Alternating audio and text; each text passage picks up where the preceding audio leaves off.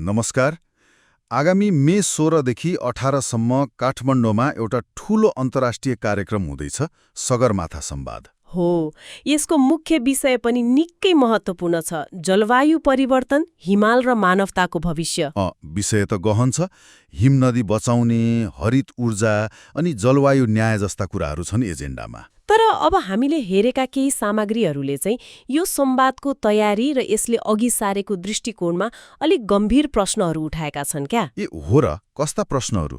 जस्तो कि संवादका सत्रहरू हेर्नुस् न, स्वच्छ ऊर्जा, हिमाललाई समुद्रसँग जोड्ने, जलवायु अनुकूल कृषि, यस्ता विषयहरू छन्। यसलाई कतिपयले पश्चिमा पर्यावरणवादी रणनीतिकै एउटा निरन्तरता जस्तो मात्रै ठानेका छन्। पश्चिमा रणनीति भनेपछि यसमा के समस्या देखियो त खासमा? खै, मूल चिन्ता के देखिन्छ भने यस्तो खालको दृष्टिकोणले हिमाललाई कि त खाली तथ्याङ्कमा सीमित गरिदिन्छ। तथ्याङ्कमा जस्तो कि हिमनदी कति पग्लियो, कति मिटर तल झर्यो भन्ने जस्ता कुरामा, कि त फेरि आर्थिक स्रोतमा मात्रै सीमित गर्ने, जलविद्युत, पर्यटन, जडीबुटी, यति मात्रै। तर हिमाल र मानव समाज बीचको जुन गहिरो सांस्कृतिक आध्यात्मिक सम्बन्ध छ नि, हो, त्यो त महत्त्वपूर्ण छ। त्यो सम्बन्धलाई चाहिँ पुरै व्यवस्था गर्यो कि भन्ने खालको विश्लेषण छ।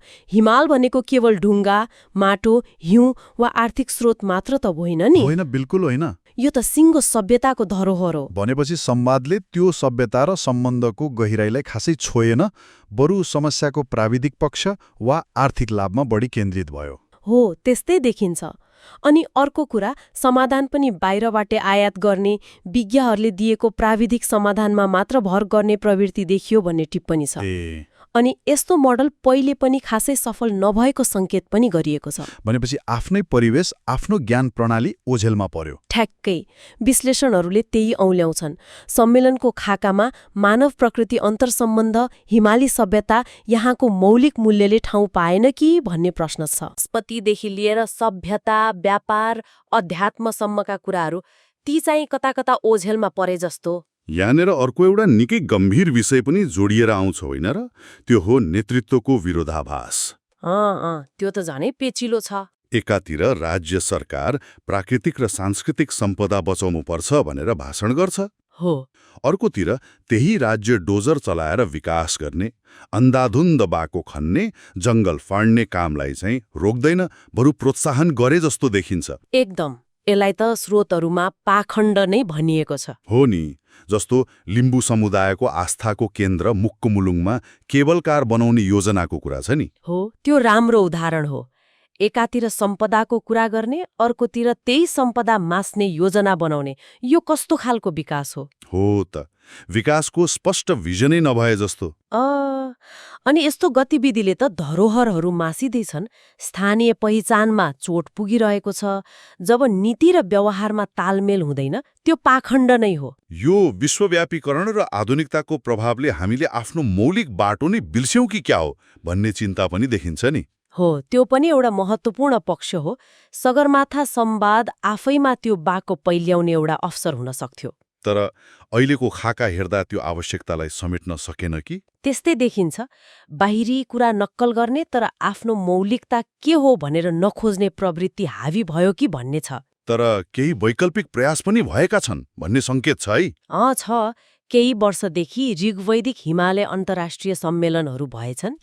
ऋग्वैदिक हिमालय सम्मेलन, त्यो के हो? के फरक छ त्यसमा? ती सम्मेलनहरूले चाहिँ पश्चिमा मोडेल भन्दा अलि फरक, हाम्रो आफ्नै हिमाली सभ्यता, ज्ञान र दर्शनमा आधारित दृष्टिकोण अघि सार्न खोजेको देखिन्छ। कस्तो दृष्टिकोण? त्यसमा मानव र प्रकृति बीचको जुन एकत्व छ, सह-अस्तित्वको भावना छ, अनि हाम्रो स्थानीय ज्ञान प्रणाली छ नि, हो, त्यसलाई जोड दिएको पाइन्छ।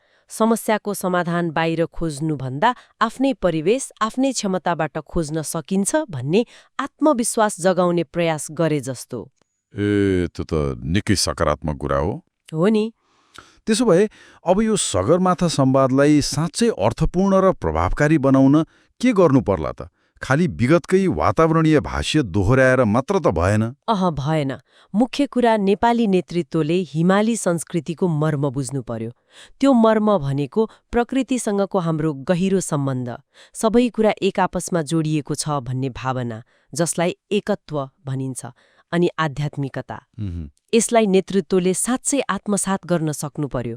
प्रकृतिमाथि जथाभावी गर्नु अपराध हो भनेर स्वीकार्ने हिम्मत चाहियो। गाह्रो छ नि त्यो त। गाह्रो त छ, तर नगरी नहुने भइसक्यो।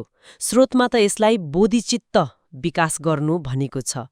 मतलब करुणा र विवेक प्रयोग गरेर प्रकृति र संस्कृति दुवैको सम्मान गर्ने।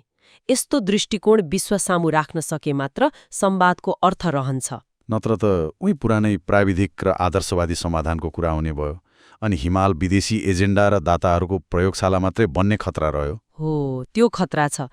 अब यो रोजाइ त देशको नेतृत्वकै हो। पुरानै बाटो समात्ने कि नयाँ मूल्य स्थापित गर्ने अवसरको उपयोग गर्ने। र अन्त्यमा एउटा निकै मार्मिक कुरा छ जुन हामी सबैले सोच्नुपर्ने जस्तो लाग्यो। कुन कुरा? त्यो के भने केवल हिमाल देखाएर वा हिमालका समस्या सुनाएर सहयोग माग्दैमा हिमाल जीवन्त रहँदैन रे। निकै गहिरो कुरा हो यो। स्रोतमा भनिए जस्तै भिक्षापात्रमा आएको दानले हिमालमा एक फुर्को हिउँ पनि थपिँदैन। हो, यसले आत्मनिर्भरता र हाम्रो आफ्नै मौलिक समाधान कति जरुरी छ भन्ने कुरालाई जोड दिन्छ। हेरौँ सगरमाथा संवादले कुन दिशा लिन्छ। आजलाई यति नै गरौँ। हुन्छ, नमस्कार।